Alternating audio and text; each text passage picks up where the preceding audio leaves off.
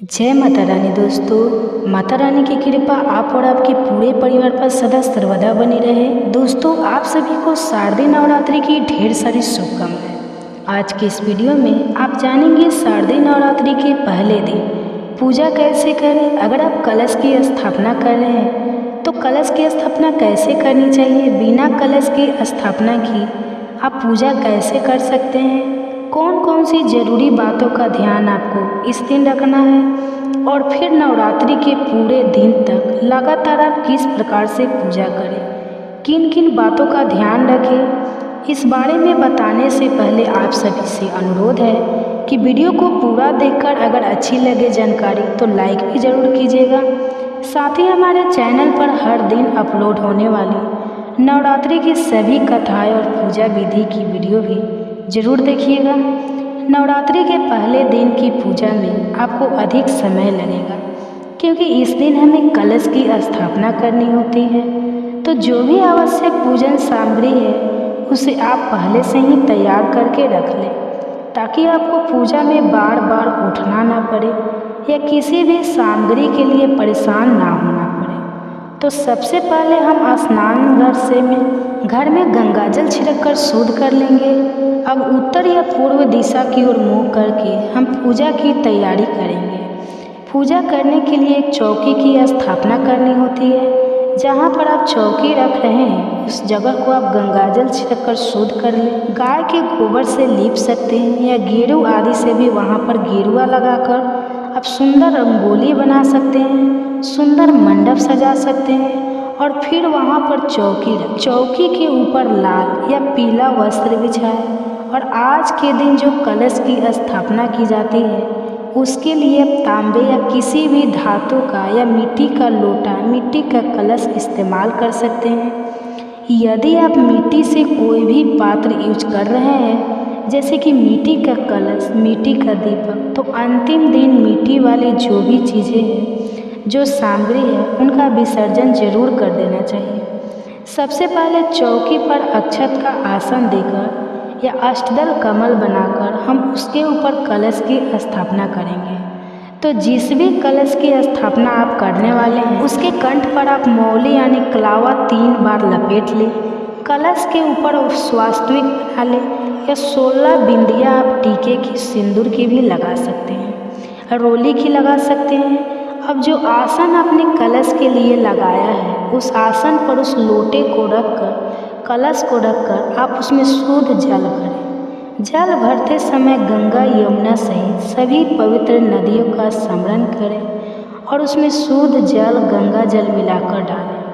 अक्षत, हल्दी की गांठ, एक सिक्का, लौंग का जोड़ा, इलायची आपको कलश के अंदर डालनी है। कलश के ऊपर रखने के लिए आम, अशोक के पत्ते या अगर यह ना मिले तो आप पान के पत्ते भी रख सकते हैं। 5, 7, 9, 11 की संख्या में आप यह पत्ते कलश के ऊपर लगाएं। ध्यान रखें पत्ते साफ हो, कटे फटे या बासी ना हो। अब इस कलश के ऊपर अक्षत या फिर गेहूं से भरी एक कटोरी रखें और उसके ऊपर आपको पानी वाला नारियल भी स्थापित करना होता है। जटा वाला नारियल यानी पानी वाला नारियल, जिसे आप अच्छे से चेक जरूर कर लीजिएगा ताकि उसमें पानी हो, सूखा हुआ नारियल स्थापित ना करें। अब उस नारियल पर आपको एक लाल चुनरी जिसे कलावे से लपेट कर रखना है। कलश के ऊपर रखने वाले नारियल की भी पूजा आपको करनी होती है। नारियल पर आप तिलक लगाएं, हाथ जोड़कर माता रानी से प्रार्थना करें कि आपके द्वारा की गई कलश स्थापना को माता रानी स्वीकार करें और फिर जो नारियल है उसे कलश के ऊपर रख देना चाहिए। ध्यान रखें कि कलश के ऊपर जो नारियल आप रखते हैं उसे लेटाकर रखना चाहिए, सीधा खड़ा करके नहीं रखना चाहिए। ठीक है, आपको नारियल किस तरह से रखना है इस बात का भी आप ध्यान जरूर रखें। नारियल का जो मुख है वो पूजा करने वाले व्यक्ति की तरफ हो, यानी कि जिस ओर से नारियल पेड़ की टहनी से जुड़ा होता है वह मुख आपके खुद की तरफ होना चाहिए। कभी भी नारियल का मुख कलश के नीचे की तरफ नहीं होना चाहिए। कलश पर विधि विधान से और सही नियम से नारियल रखने और कलश स्थापना करने से ही पूजा सफल होती है। कलश की स्थापना हमेशा माँ भगवती के दाहिनी तरफ करनी चाहिए, यानी कि जब आप पूजा करेंगे तो आपको बायां साइड हो। कलश की स्थापना करने के बाद हम हाथ जोड़कर कलश में वास करने वाले सभी देवी देवताओं, सभी पवित्र नदियों को प्रणाम करेंगे। अब क्योंकि बिना गणेश भगवान की पूजा से कोई भी पूजा सफल नहीं, तो सबसे पहले गणेश भगवान की पूजा की जाती है। तो अगर आपके पास गणेश भगवान जी की प्रतिमा है या तस्वीर है तो आप उनकी स्थापना करें, नहीं तो आप एक सुपारी में मौली लपेटकर उन्हें गणेश भगवान का रूप मानकर उनकी पूजा कर सकते हैं, उनकी स्थापना कर सकते हैं। चौकी पर थोड़ा सा अक्षत का आसन देकर सुपारी की स्थापना करें। अब माता दुर्गा की जो भी प्रतिमा या तस्वीर आपके पास है तो आप उनकी स्थापना करें। माता की जो भी प्रतिमा तस्वीर है उन्हें खाली डायरेक्ट चौकी पर नहीं रखनी चाहिए। आप थोड़े पुष्प का या फिर अक्षत का आसन देकर ही मूर्ति विराजित करें। अब सबसे पहले गणेश भगवान जी को स्नान कराकर उन्हें तिलक लगाएं, जनेऊ अर्पित करें, दुर्वा अर्पित करें और माता दुर्गा की प्रतिमा को आप, यदि प्रतिमा है धातु की प्रतिमा है तो उन्हें स्नान कराएं। मिट्टी की प्रतिमा है तो गंगा जल का छींटा देकर स्नान का भाव करें। फिर माता रानी को तिलक लगाएं, श्रृंगार की सामग्री अर्पित करें, पुष्पों से श्रृंगार करें। माता रानी को मौसमी पुष्प अर्पित करें। सुहाग के सामग्री में आप लाल चुनरी, सिंदूर या फिर बिछी चूड़ी, बिंदी, जो भी आप श्रृंगार की सामग्री अर्पित करना चाहते हैं माता रानी को प्रेम से अर्पित करें। कहते हैं कि नवरात्रि की पूजा में हम 9 दिन तक पूजा करते हैं, तो सभी 9 ग्रहों का भी पूजन किया जाना चाहिए, जिससे कि कुंडली में अगर किसी भी ग्रह से कोई अशुभ प्रभाव हो रहा हो, कोई ग्रह की पीड़ा प्राप्त हो रही हो तो वह पीड़ा दूर हो जाती है या बहुत हद तक शांत हो जाती है। तो ऐसे में आपको 9 ग्रहों की स्थापना करनी चाहिए।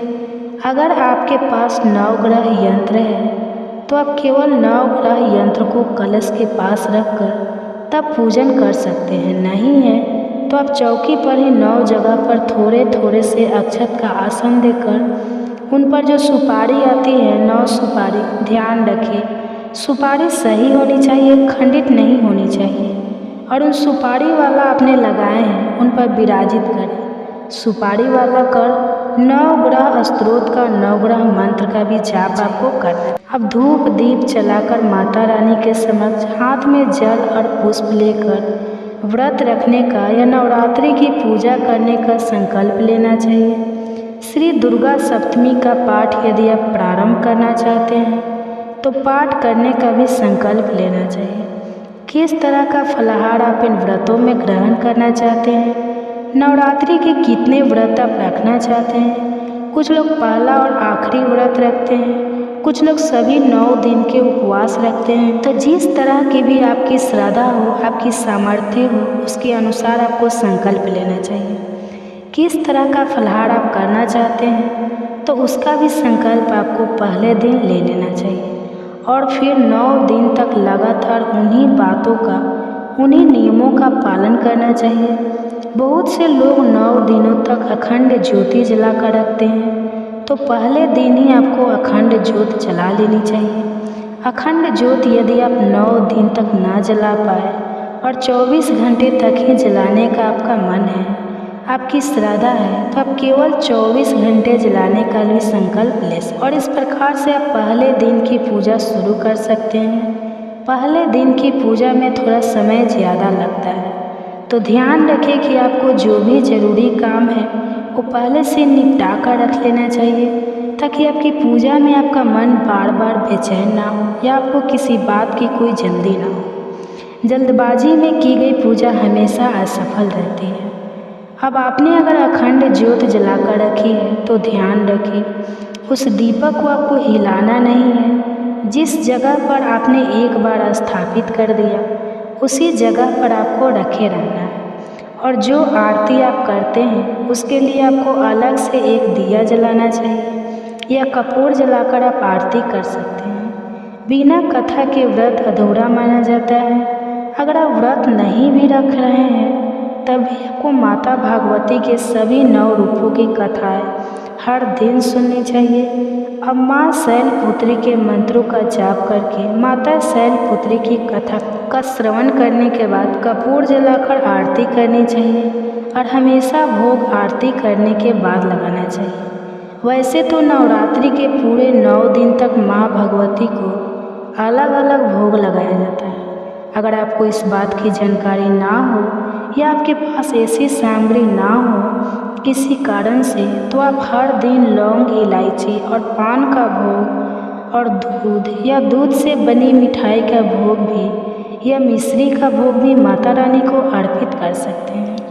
मन में यदि श्रद्धा हो तो माता रानी हर अभाव को स्वीकार करके जो भी आपने उन्हें प्रेम से अर्पित किया है उसे स्वीकार कर लेती है। इसके लिए आपको नवरात्रि के हर दिन यदि आपके पास छोटा हवन कुंड है तो हवन कुंड में नहीं तो आप मिट्टी का एक बड़ा सा दिया ले सकते हैं। उसमें अग्यारी करनी चाहिए। अग्यारी करने के लिए गाय के गोबर का उपला आपको चाहिए। रोज थोड़ा थोड़ा सा छोटा सा उपला तोड़कर उसे आप अच्छे से सुलगा लें और उसके ऊपर थोड़ी सी हवन सामग्री डालकर, कपूर डालकर, लौंग का एक जोड़ा घी में डुबोकर उस जलते हुए उपले पर डालें और जो भी भोग आपने माता रानी को अर्पित किया है, चाहे वह मिठाई हो या फिर मिश्री हो, उन्हें आप उस जलते हुए उपले में रखें। इस तरह से अग्नि देवता के माध्यम से माता रानी अपना भोग स्वीकार कर लेती है और भोग अर्पित करने के बाद जल का छींटा उस अग्नि कुंड के चारों ओर या जो मिट्टी का दिया है उसके चारों ओर थोड़ा थोड़ा जल जरूर छिड़क देना चाहिए। हाथ जोड़कर सबसे अंत में सच्चे मन से क्षमा याचना करनी चाहिए ताकि पूजा पाठ में किसी तरह की कोई गलती हो गई हो, कुछ कमी अधिक हो गया हो तो उसके लिए माता भगवती आपको क्षमा कर सके। इस तरह से सुबह की पूजा की जाती है। दिन भर उपवास रखने के बाद शाम को एक बार फिर से विधि विधान से पूजा करनी चाहिए। यदि सुबह आपके पास दुर्गा सप्तमी पढ़ने का समय है तो सुबह पढ़ सकते हैं, नहीं तो आप शाम को भी पढ़ सकते हैं। अब बात करते हैं कि शाम की पूजा कैसे करनी चाहिए। तो देखिए, शाम की पूजा में आप स्नान कर लें। यदि ऐसा संभव ना हो तो आप जो वस्त्र आपने दिन भर पहने हैं उन्हें चेंज कर लें और साफ सुथरे वस्त्र धारण करके आप धूप दीप जलाकर माता रानी को शाम की पूजा में भोग लगाएं, आरती करें। और यदि समय हो तो आप शाम के समय भी माता शैलपुत्री की जैसे पहले दिन कथा पढ़ी जाती है उसी तरह शाम के समय भी कथा पढ़िए, सुन सकते हैं। और हर दिन की कथा आप शाम के समय भी रोज़ सुन सकते हैं।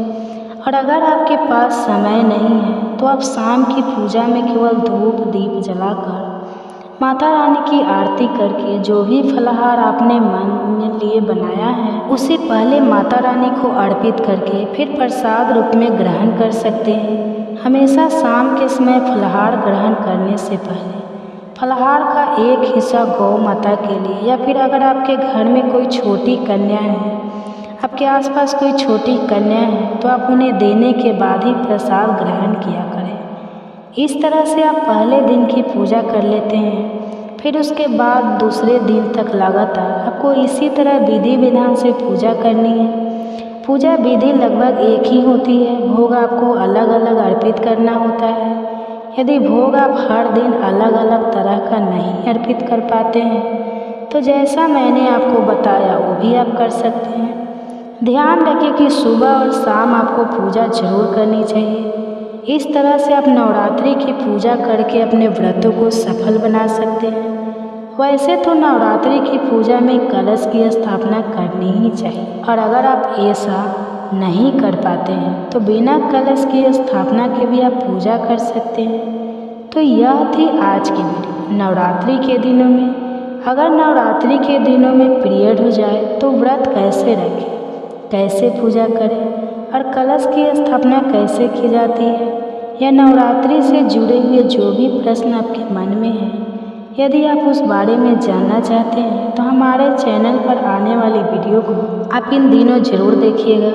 अगर आपका कोई सुझाव या कोई प्रश्न हो तो आप कमेंट बॉक्स में ज़रूर लिखिए। तो यह थी आज की वीडियो। जानकारी अच्छी लगी हो तो जय माता दी लिखकर ज़्यादा से ज़्यादा लोगों तक इस वीडियो को शेयर भी कीजिएगा। इससे पहले भी आपको सुनाते हैं एक कहानी। इस कहानी में एक कुत्ते ने भगवान श्री राम जी को न्याय करने का एक तरीका बताया था। बहुत ही रोचक कथा है, ज़रूर सुनिए। भगवान श्री राम जी जब वनवास के बाद अयोध्या लौटे तो खूब धूमधाम से उनका राज तिलक हुआ।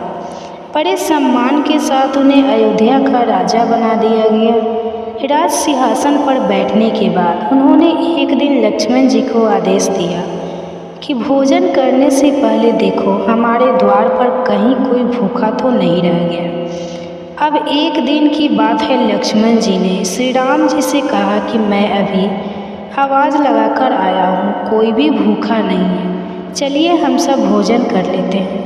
लेकिन श्री राम जी बोले नहीं लक्ष्मण, देखो दोबारा जाओ और ज़ोर से आवाज़ लगाओ, शायद कोई भूखा रह गया हो।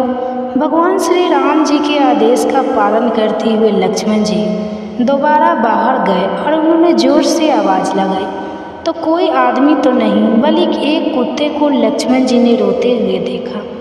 बाहर तो कोई भी व्यक्ति भूखा नहीं है, हाँ बल्कि एक कुत्ता जरूर रो रहा है।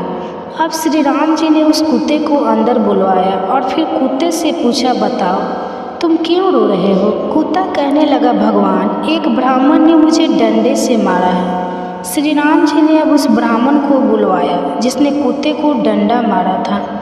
फिर उससे पूछा, बताओ क्या यह कुत्ता सही बोल रहा है? ब्राह्मण कहने लगा, हाँ प्रभु, यह मेरे रास्ते में सो रहा था इसलिए मैंने इसे डंडा मारा है। यह कुत्ते भी जहाँ तहाँ लेट जाते हैं, इन्हें डंडे से ही मारना चाहिए। भगवान श्री राम समझ गए कि गलती ब्राह्मण की ही है।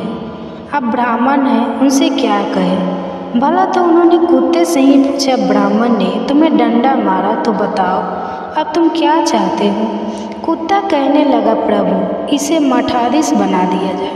कुत्ते की बात सुनकर भगवान मुस्कुरा दिए और मुस्कुराते हुए उस कुत्ते से ही पूछने लगे कि इस ब्राह्मण ने तो तुम्हें डंडा मारा और बदले में तुम इन्हें मठाधीश बनाना चाहते हो। मठाधीश बनने से इनकी तो बहुत सेवा होगी, बहुत सारे चेले बन जाएंगे, इनका बहुत सम्मान होगा।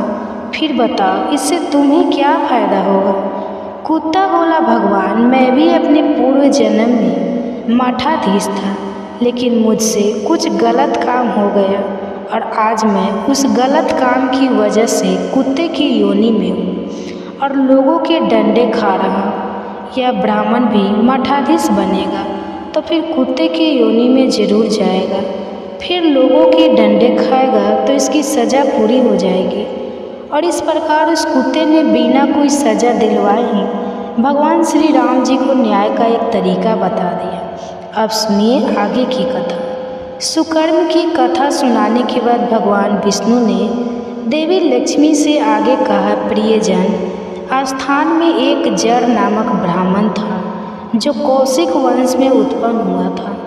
उसने अपना जातीय धर्म अर्थात ब्राह्मण धन छोड़कर बनिए के व्यापार में अपना मन लगाया और उसे पराई स्त्रियों के साथ व्यभिचार करने की बुरी आदत पड़ गई थी। वह सदा जुआ खेलता, शराब पीता और शिकार खेलकर जीवों की हिंसा किया करता था।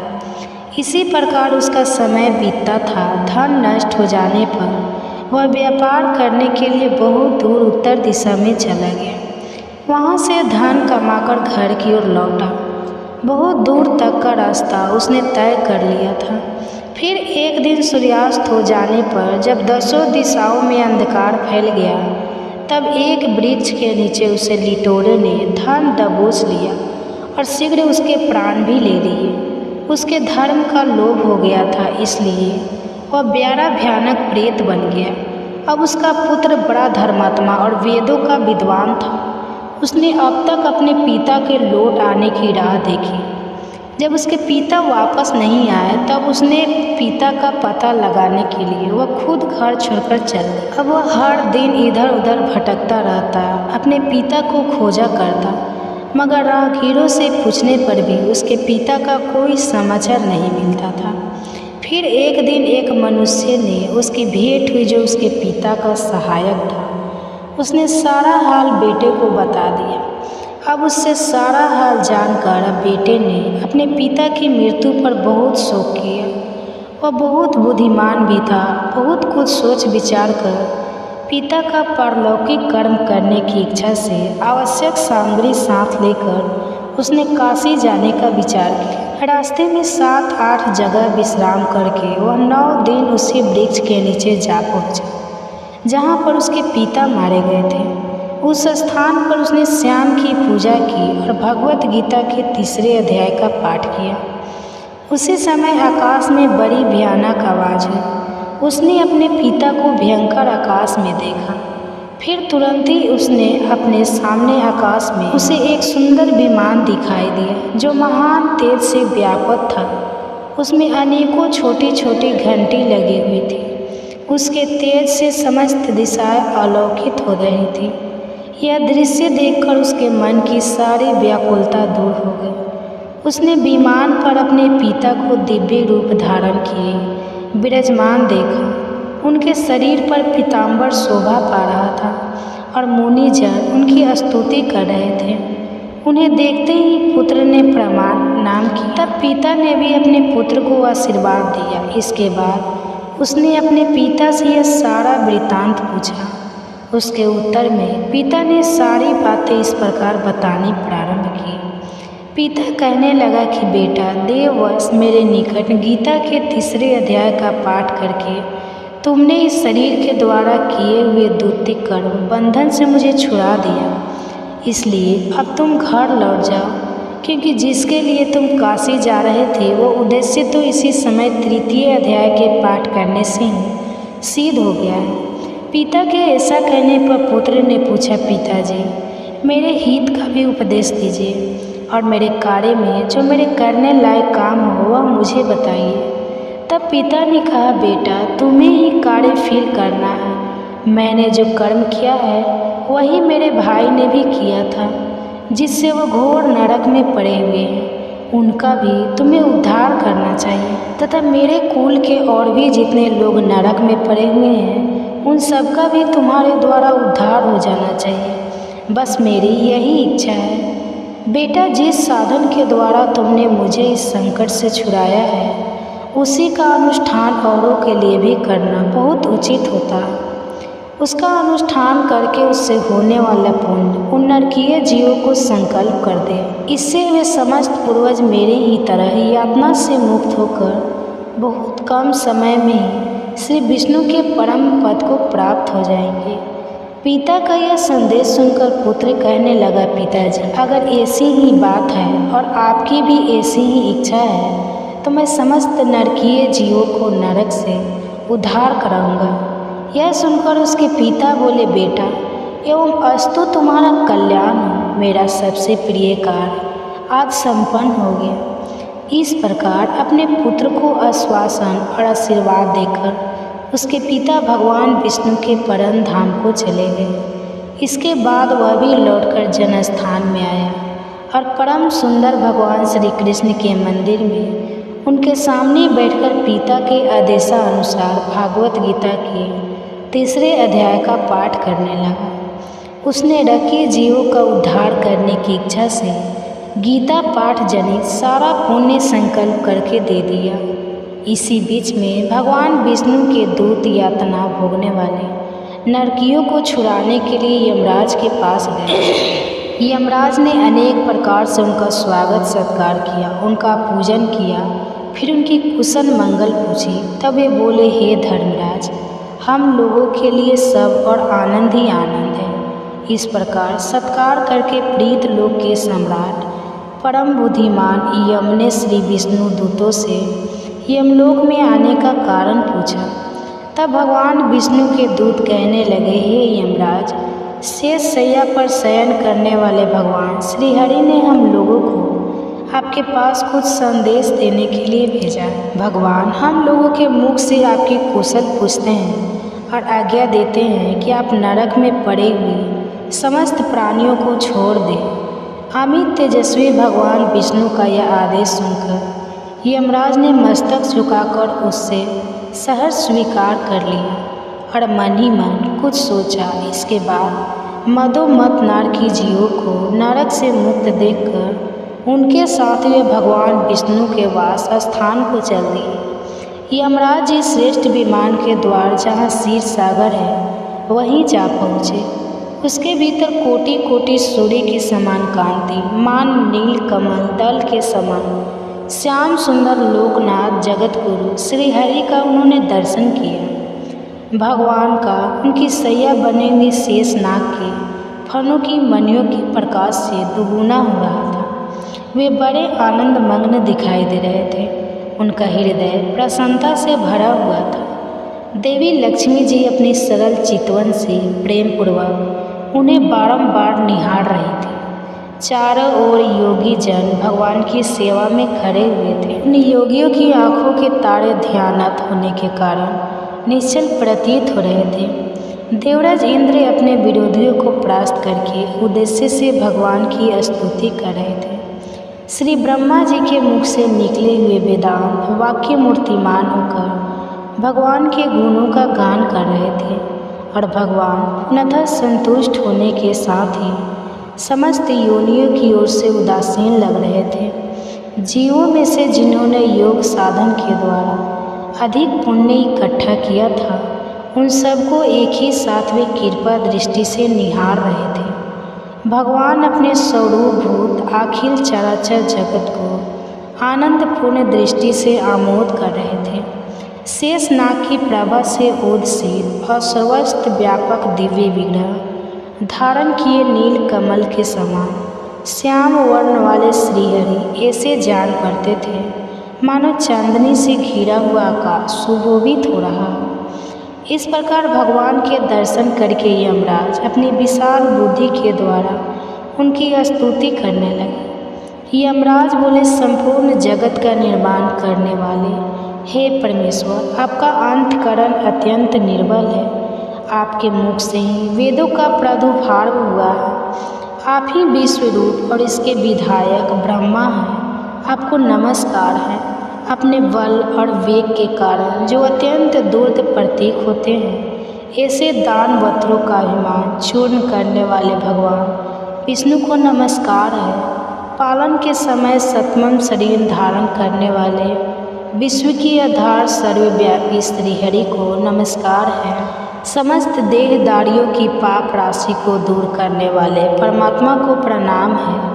जिनके ललाटवर्ती नेत्र के तनिक सा फूलने पर भी आग की लपटें निकलने लगती है, उन रुद्र रूपधारी आप परमेश्वर को नमस्कार है।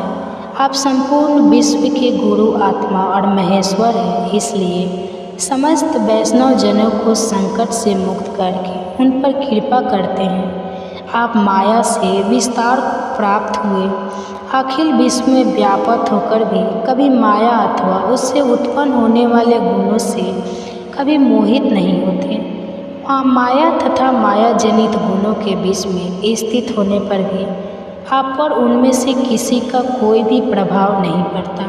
प्रभु, आपकी महिमा का अंत नहीं है, क्योंकि आप अनंत हैं। फिर आप वाणी के विषय भला कैसे हो सकते हैं? आपकी स्तुति मैं किस प्रकार कर सकता हूँ?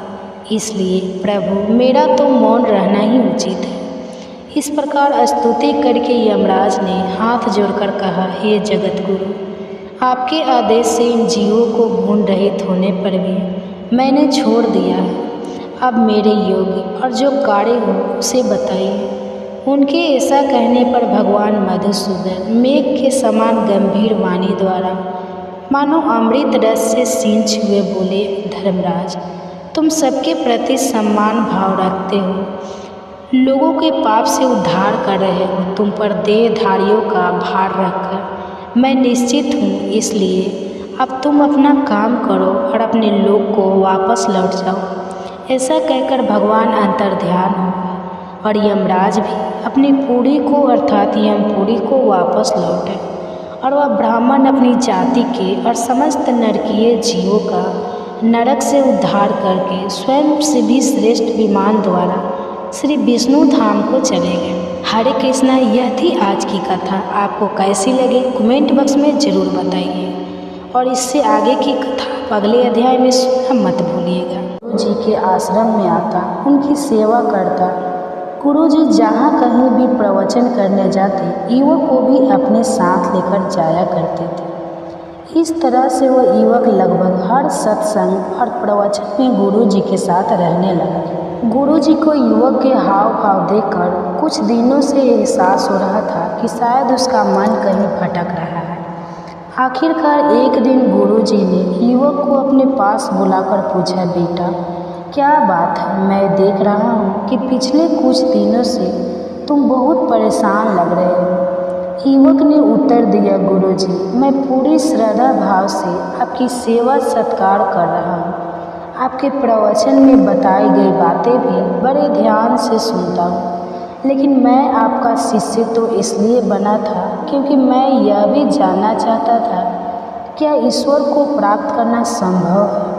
लेकिन इतने दिनों तक आपकी संगत में रहने पर भी मुझे आपसे इस प्रश्न का उत्तर प्राप्त नहीं हो पाया और इसी कारण मेरा मन हमेशा अशांत रहता है। अपने शिष्य की बात सुनकर गुरुजी मंद मंद मुस्कुराने लगे। फिर उन्होंने कहा कि बेटा इतनी भी क्या जल्दी है, अभी कुछ दिन और ईश्वर के चरणों में भी था, फिर मैं तुम्हें ईश्वर प्राप्ति का मार्ग बताऊंगा। कुछ दिन और बीते तो फिर से शिष्य को गुरुजी ने अपने सामने पाया। गुरुजी ने पूछा, तुम सचमुच ईश्वर का साक्षात्कार करना चाहते हो? सच में तुम ईश्वर को पाना चाहते हो? तो वह युवक बहुत उत्साहित होकर अपने गुरु से कहने लगा, हाँ गुरुजी, मैं बिल्कुल भगवान को पाना चाहता हूँ। गुरुजी बोले, ठीक है, आज मैं तुम्हें ईश्वर प्राप्ति का मार्ग बतलाता हूँ, चलो मेरे साथ। अब गुरुजी अपने शिष्य को लेकर नदी की ओर चल पड़े।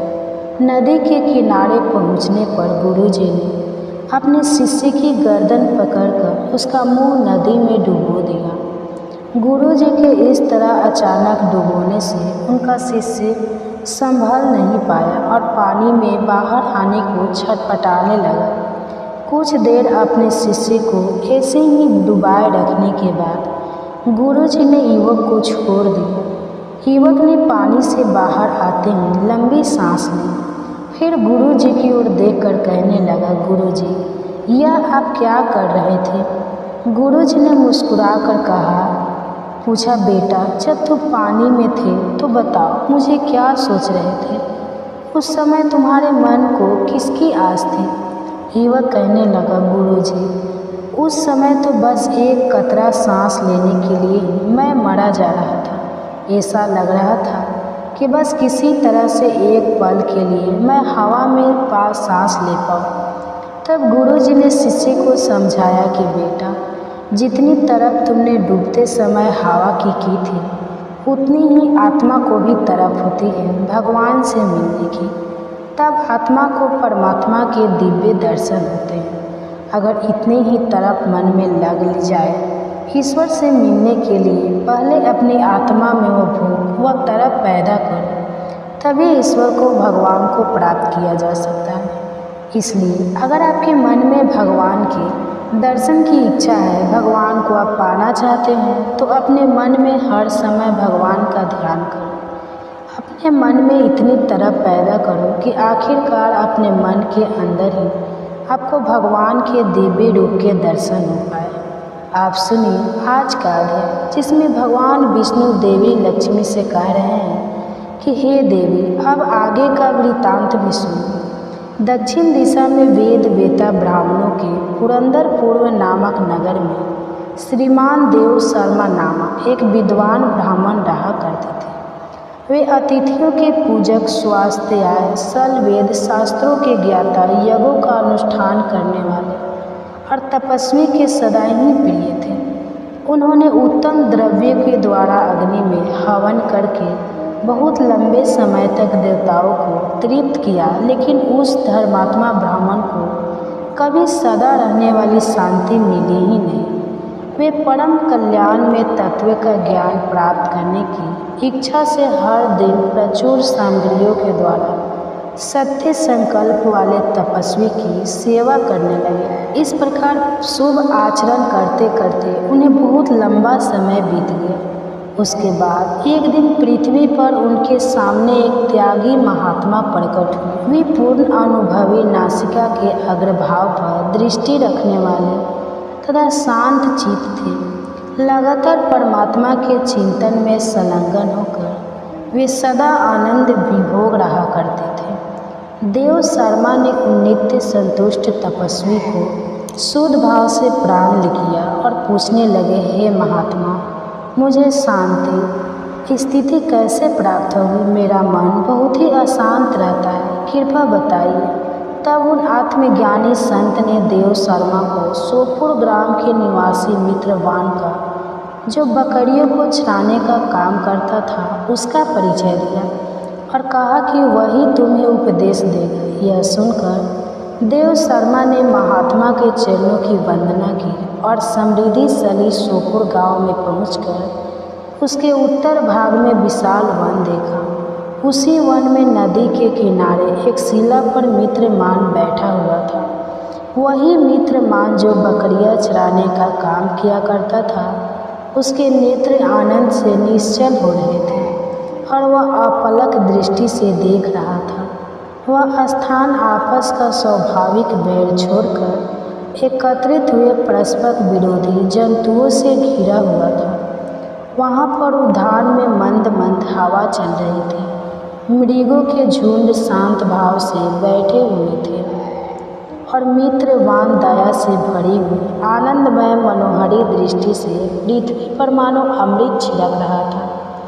इस रूप में उसे देखकर देव शर्मा का मन प्रसन्न हो गया। वे बड़ी उत्सुकता के साथ देव शर्मा के पास गए और मित्रवान ने भी अपने मस्तक को थोड़ा झुकाकर देव शर्मा का सत्कार किया। इसके बाद विद्वान देव शर्मा अन्य चित्र से मित्रवान के पास गए और जब उसके ध्यान का समय समाप्त हो गया, उस समय उन्होंने अपने मन की बात मित्रवान से पूछी कि महाभाग्य करना चाहता हूँ, मेरे इस मनोरथ की पूर्ति के लिए मुझे किसी ऐसे उपाय का उपदेश कीजिए जिसके द्वारा सिद्धि प्राप्त हो चुकी है। देव शर्मा की बात सुनकर मित्रवान ने कुछ समय तक विचार किया। थोड़ी देर विचार करने के बाद इस प्रकार कहा, हे विद्वान, एक समय की बात है, मैं वन के भीतर भिखारियों को रक्षा कर रहा था।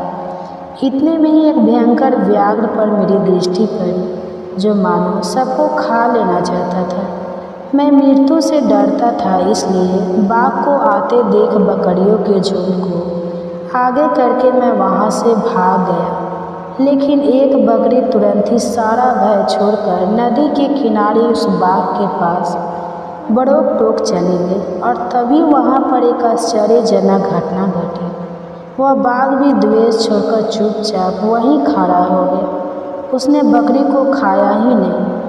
उसे इस अवस्था में देखकर वह बकरी बोली, बाघ, तुम्हें तो तुम्हारा मनपसंद भोजन प्राप्त हुआ है।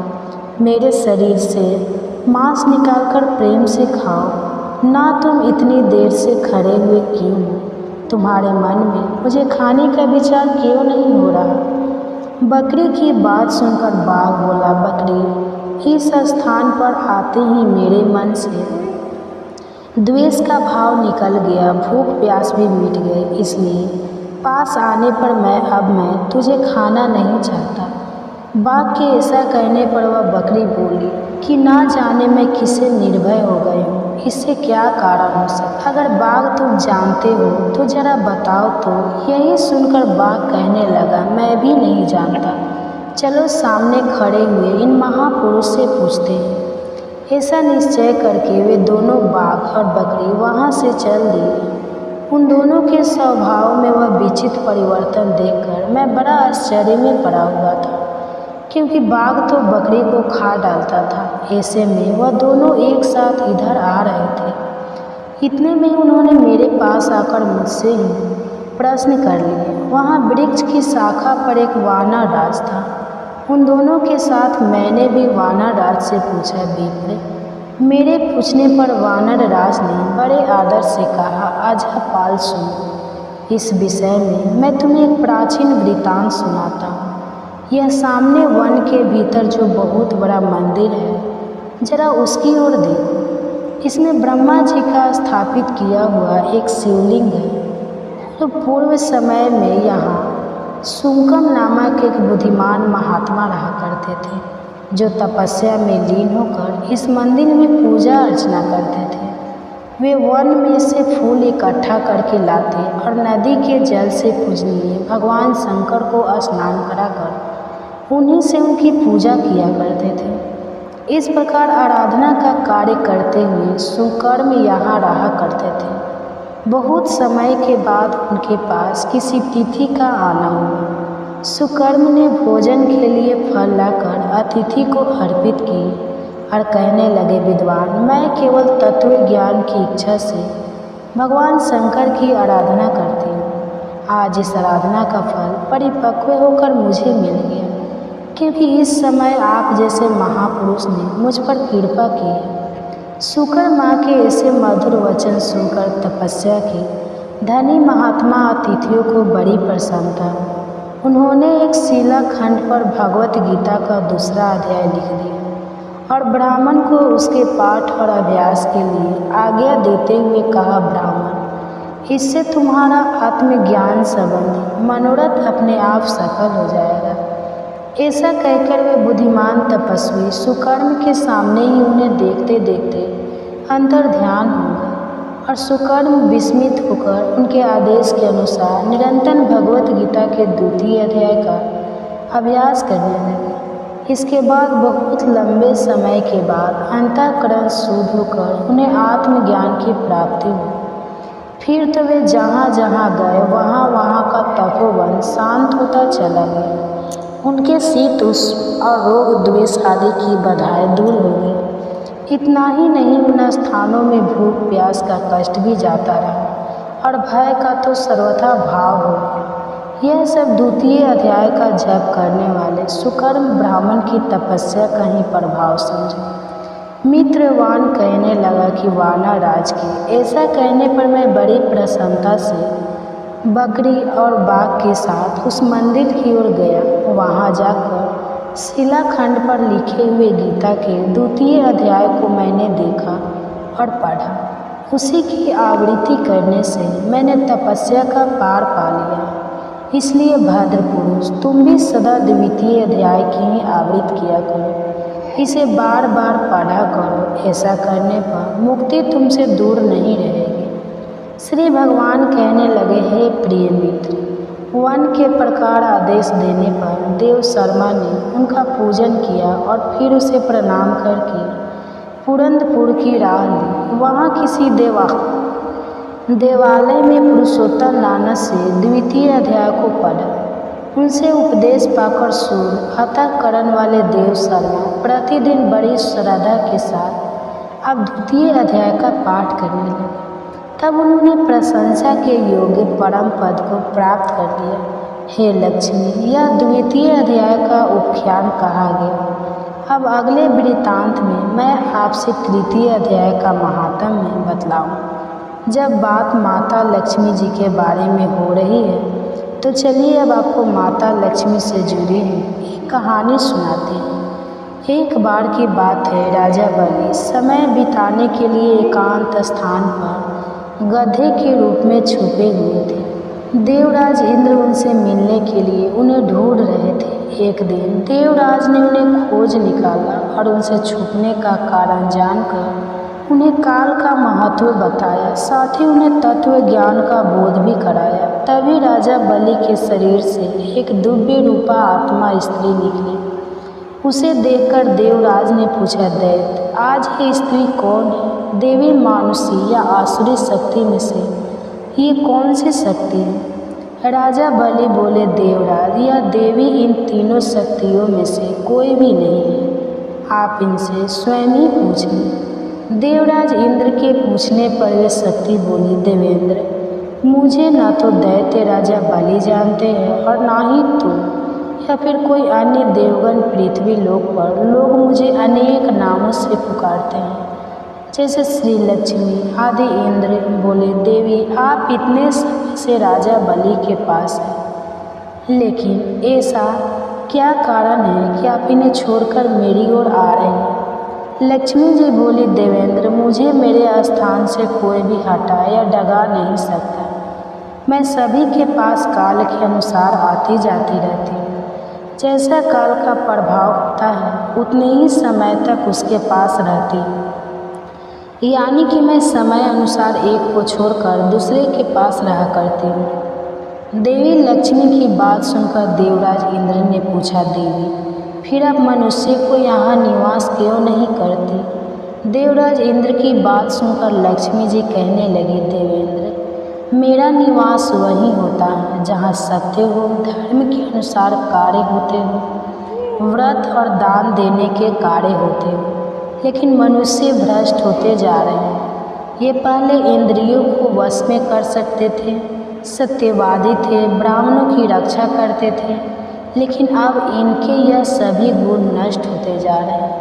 ये तप उपवास नहीं करते, यज्ञ हवन दान आदि से इनका कोई संबंध ही नहीं बचा। पहले यह रोगी स्त्रियों, वृद्धों, दुर्बल की रक्षा करते थे, गुरुजनों का आदर करते थे, लोगों को क्षमा देते थे, लेकिन अब अहंकार, मोह, लोभ, क्रोध, आलस्य, अविवेक, काम आदि ने इनके शरीर में जगह बना ली। यह लोग पशु तो पाल लेते हैं, लेकिन वह चारा नहीं खिलाते, उनका पूरा दूध निकाल लेते हैं और पशुओं के बच्चे भूख से चिल्लाते हुए मर जाते हैं। यह अपने बच्चों का लालन पालन करना भूलते जा रहे हैं। इनमें आपसी भाईचारा समाप्त हो गया है।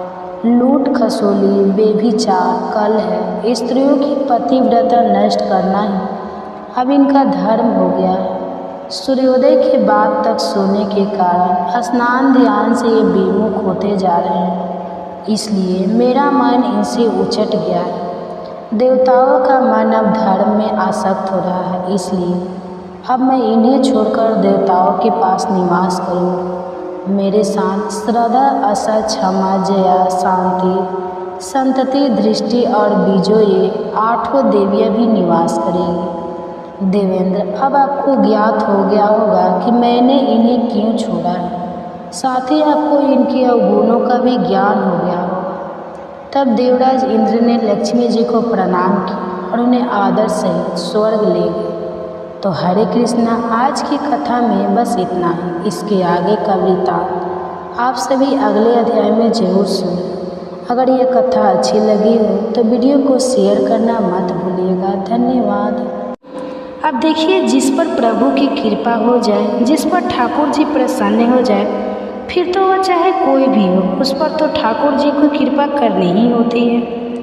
जब मन में ठान लेते हैं कि यह मेरा भक्त है और मुझे इसको सही मार्ग पर लाना है, तो वह अपने भक्तों को सुधारने के लिए कुछ भी कर सकते हैं। तो आज की यह कथा सुनाने से पहले आप सभी से मेरा विनम्र अनुरोध है कि आज की इस वीडियो को आप ज़्यादा से ज़्यादा लोगों तक शेयर ज़रूर कीजिएगा और ऐसे ही लोगों को शेयर कीजिएगा जो कि धार्मिक कथाएं सुनना पसंद करते हैं। ठाकुर जी के एक भक्त थे घाटम जी। अब श्री घाटम जी जो थे वह कोई ऐसा वैसे नहीं थे, बल्कि बचपन से ही चोर थे, यानी कि उनके पैदा होते ही उन्हें चोरी करने के संस्कार दिए गए थे। चोरी करना, डाका डालना, लूटपाट करना यह घाटम जी का खानदानी व्यवसाय था। यानी कि घाटम जी के दादा परदादा सब कोई चोर डकैत थे। जाने माने चोर डकैत किसी को नहीं छोड़ते थे, चाहे कोई भी उनके रास्ते में आ जाए। उन्होंने कभी 1 रुपए की चीज़ तक बाजार से नहीं खरीदी। जितना भी सामान उनके घर पर था वह सब लूटपाट कर था। यहाँ तक कि उनके घर में कभी खाना तक नहीं बना, कभी भोजन नहीं बना। क्यों? क्योंकि वो भोजन तक दूसरों के घर से चुरा कर खाया करते थे। तो ऐसा पेशा था घाटम जी का। अब एक बार घाटम जी किसी वन में किसी को लूटने की तलाश में घूम रहे थे। सुबह से दोपहर हो गए, उन्हें आज कोई मिला नहीं जिसे वो लूट सकते। भटकते भटकते उन्हें भूख प्यास भी लगने लगी। अब आपके मन में एक प्रश्न भी उठ रहा होगा कि आखिरकार एक चोर को इतना सम्मान देकर क्यों पुकारा जा रहा है और वो ठाकुर जी का इतना प्रिय भक्त क्यों था। तो देखिए, वो जो घाटम जी थे वह एक वन में घूम रहे थे। सोच रहे थे कि दिन भर से भूखा प्यासा हूँ, आज तो कोई ऐसा व्यक्ति भी नहीं आया जिसके पास भोजन हो। कुछ भोजन पा लिया जाता तो मेरा पेट भर जाता। अब भटकते भटकते वह घने जंगल में पहुंच गए। उन्होंने देखा कि किसी वृक्ष के नीचे आंसू बहाते हुए कोई संत महाराज बैठे हुए हैं। वह संत भगवान के ध्यान में मग्न थे, आंखें बंद थी और भगवान का मन ही मन दर्शन कर रहे थे। तो जब इस तरह के दर्शन कोई सच्चे मन से करता है तो अनायास उनकी आंखों से आंसू बहने लगते हैं।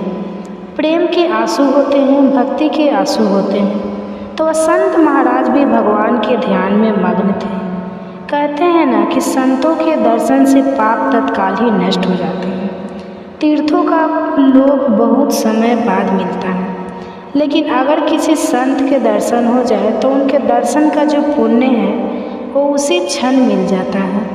घाटम जी ने उस संत महाराज को देखा तो उनके पास गए। उनके हृदय में बड़ा आनंद उमड़ पड़ा। थोड़ी देर पहले तक तो वो सोच रहे थे कि चलकर इन्हीं संत महाराज को लूटा जाए, लेकिन अचानक ही उनका मन परिवर्तन हो गया। तब उन्होंने सोचा चलो थोड़ी देर इन संत महाराज के पास चलकर बैठा जाए। कहा तो घाटम जी कभी किसी को नमस्कार तक नहीं करते थे। अब उनका मन यह हुआ कि वह उन संत महाराज को झुककर प्रणाम करें, और फिर उन्होंने सिर झुकाकर संत महाराज को प्रणाम भी किया। अपने इतने बड़े जीवन में उन्होंने पहली बार किसी को प्रणाम किया था। अब जब उन संत ने देखा कि कोई उन्हें प्रणाम कर रहा है तो संत महाराज को भी बड़ा आनंद हुआ। सोचने लगे कि इस जीव पर, इस मनुष्य पर ठाकुर जी की कृपा हुई है। अब घाटम जी सोचने लगे कि ऐसा कौन सा सुख है जिससे बिना किसी भोजन सामग्री और व्यवस्था के भी इनके आंसू प्रभावित हो रहे हैं। घाटम जी को लगा कि उनके पास कोई महान सुख है, तभी तो उनका चेहरा इतना खिला हुआ है, इतने प्रसन्न हैं और मारे खुशी के उनके आंसू बह रहे हैं। घाटम जी अपने ही बारे में सोच रहे थे। घाटम जी को इतना विचार मग्न देकर संत महाराज कहने लगे कि बैठ जाओ, जल्दी तो नहीं है तुम्हें जाने की। घाटम जी ने कहा नहीं, जल्दी नहीं है। ऐसा कहकर वह संत महाराज के पास में बैठ गए। महात्मा जी कहने लगे कि देखो बेटा, यह जीवन बड़ा कीमती है। इस जीवन को सदैव भगवान के चरणों में, ठाकुर जी के चरणों में लगाए रखना चाहिए। कभी कोई गलत काम नहीं करना चाहिए। अब थोड़ी देर इधर उधर की बातें होती रही, कुशल मंगल पूछी गई। इसके बाद संत महाराज जी ने घाटम जी से उनके काम काज के बारे में पूछा, जैसा कि अक्सर लोग एक दूसरे से पूछ लिया करते हैं। घाटम जी ने बताया कि महाराज मैं तो चोरी करता हूँ, डाका डालता हूँ, लूटपाट करता हूँ। महात्मा जी ने सोचा शायद ये उपहास कर रहा है। उन्होंने फिर से पूछा तो वह कहने लगा महाराज मैं बिल्कुल सत्य कह रहा हूँ, मेरा तो खानदानी पेशा है।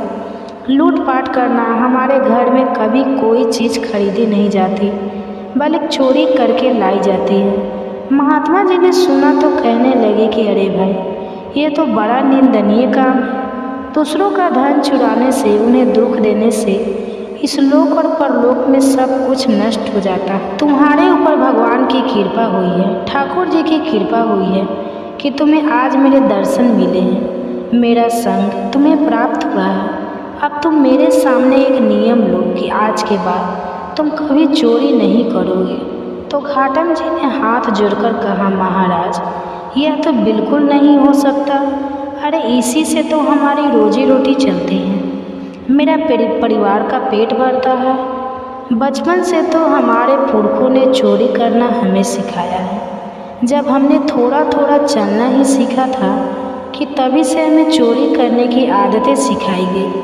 अब आप मुझसे कह रहे हैं कि मेरी बचपन की जो आदतें हैं, जो हमारा पेशा है, जो हमारा पुश्तैनी काम है, मैं वह छोड़ दूँ। मेरे बड़ों ने तो मुझे यह नियम दिया है कि मैं कभी यह चोरी का धंधा ना छोड़ूं।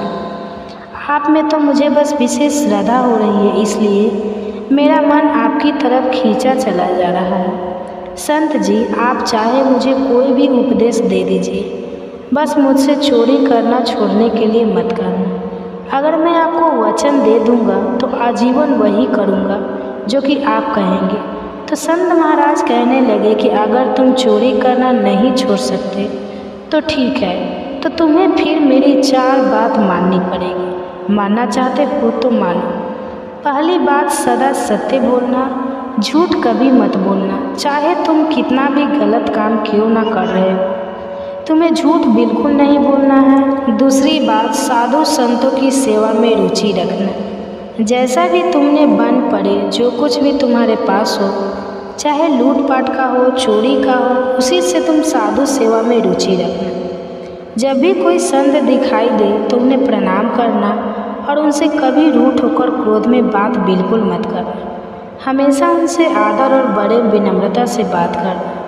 अगली बात, अगर कभी कोई संत तुम्हारे घर आ जाए तो उन्हें भूखा मत जाने देना, भले ही वह भोजन चोरी का क्यों ना हो। उन्हें जल पिलाना, भोजन कराना और उनकी सेवा करना।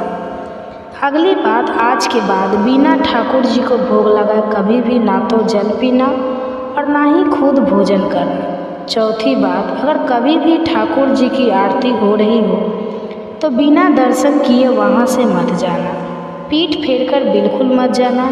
घाटम जी की संत महाराज की यह बातें पसंद आई।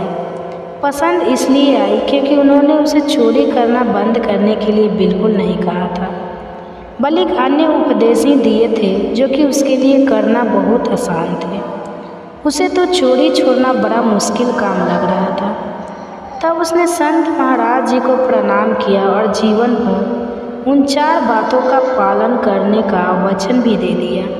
इसके बाद घाटम जी संत महाराज को प्रणाम करके अपने घर आ गए। अब घाटम जी लूटपाट करके धन लाते, उस धन से साधु सेवा करते, उसके बाद जो बच जाता उससे अपने परिवार को पालते। एक दिन साधु संतों की एक मंडली उनके घर आई तो उन्होंने उठकर तुरंत ही उन संतों को दंडवत प्रणाम किया, क्योंकि उन साधु संत महाराज ने कहा जो था, और उसके बाद सभी को बैठने के लिए सुंदर आसन भी दिए। अब उन्होंने देखा कि घर में इन साधु संतों को देने के लिए कुछ तो भोजन है नहीं, कहाँ से ला कर दूँ। तो घाटम जी ने बाजार जाकर दुकानदारों से थोड़ा उधार मांगने का प्रयास, लेकिन दुकानदार तो उन्हें अच्छे से जानते थे। दुकानदारों ने साफ मना कर दिया। उस समय गेहूं की फसल की कटाई चल रही थी। खेतों में गेहूं के ढेर लगे हुए थे और जो किसान लोग थे वो थार कर अपने घर पर सो रहे थे। तो घाटम जी ने क्या किया कि एक बड़ी सी चादर लेकर पहुंच गए खेत में और जल्दी से गेहूं भर कर ले आए। फिर गेहूं पीस कर उन्होंने संतों के भोजन की व्यवस्था की। घाटम जी बड़े तंदुरुस्त थे, चलने के कारण खेत में उनके पैरों के निशान बन गए। अब साधु संत जनों को भोजन कराते समय घाटम जी सोच रहे थे कि अब तो वह पक्का फंसे, क्योंकि जब वह किसान जाएंगे तो पैरों के निशान खेत में उन्हें दिखाई दे देंगे। उन्हें सारी बात समझ में आ जाएगी कि यह तो घाटम के पैरों के निशान हैं। अब जैसे जैसे वो संत जन भोजन ग्रहण कर रहे थे वैसे ही बड़ी धूल भरी आंधी चली और बारिश हो गई। अब चमत्कार देखिए, घाटम जी के पैरों के निशान जो थे वह खेत में छोड़ आए थे। खेत में जो निशान पड़ गए थे वह बारिश होने के कारण सबके सब मिट गए। अब तो यह बात देखकर घाटम जी को यह विश्वास हो गया कि साधु संतों की सेवा कभी उन्हें फंसने नहीं देगी, चाहे वह कितनी भी बड़ी चोरी क्यों ना कर ले, कितना भी बड़ा डाका क्यों ना डाल ले। यह बात जानकर उनके हृदय में बड़ा आनंद हुआ। साधु संतों के प्रति सेवा की जो उनके मन में श्रद्धा थी वह और बढ़ गई। अब एक बार की बात है, कोई उत्सव हो रहा था तो घाटम जी सोचने लगे कि गुरुदेव के पास चलते हैं, लेकिन गुरुदेव के पास खाली हाथ जो तो जाऊंगा नहीं, क्या लेकर जाऊं। उन्हें लगा कि उत्सव है तो गुरुदेव के पास कुछ तो सेवा पहुंच चाहिए।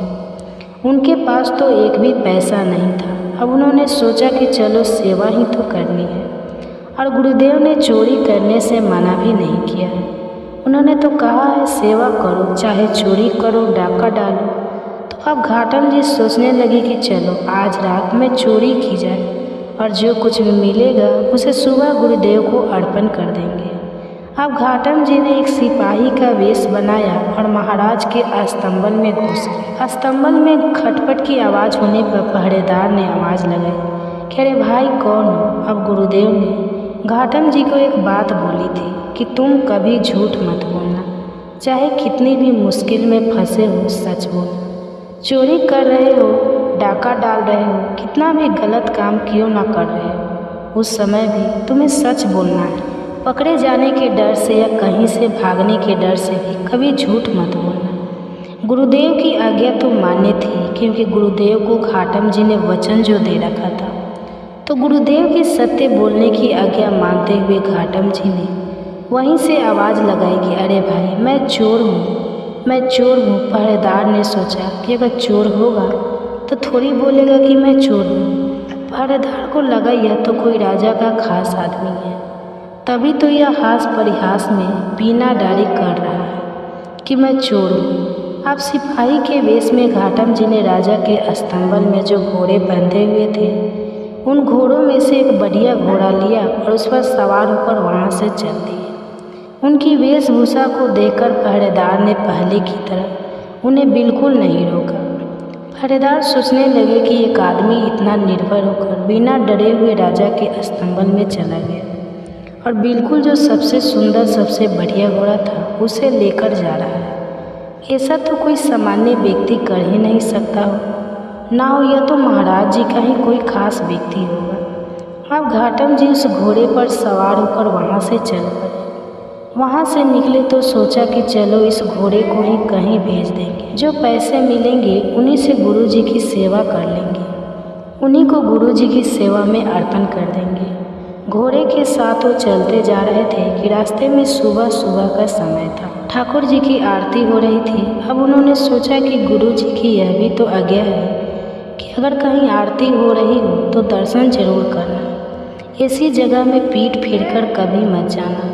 तो उन्होंने घोड़े को वहीं एक पेड़ के में बांध दिया और आरती के दर्शन करने के लिए मंदिर के अंदर चले गए। उधर पहरेदार ने जब सोचा कि राजा को कोई आदमी होता तो सबको तो सूचना मिली होती। अब उन्हें समझ में आया कि वास्तव में वह तो चोर ही था, सच बोल रहा था और हमने उसे धोखे में आकर उसे जाने दिया। अब राजा के जो सैनिक थे वह चोर और घोड़े का पीछा करने लगे और उसी जगह पर आ गए जहाँ पेड़ से घोड़ा बांधकर घाटम जी अंदर आरती के दर्शन करने गए थे। सिपाहियों ने इधर उधर नजरें घुमाई तो घाटम जी तो उसे कहीं नजर नहीं आए, भले घोड़ा जरूर नजर आया। घोड़ा वही था, कद काठी वही थी, लेकिन यह बड़ा आश्चर्य था कि उसका रंग बदल गया था।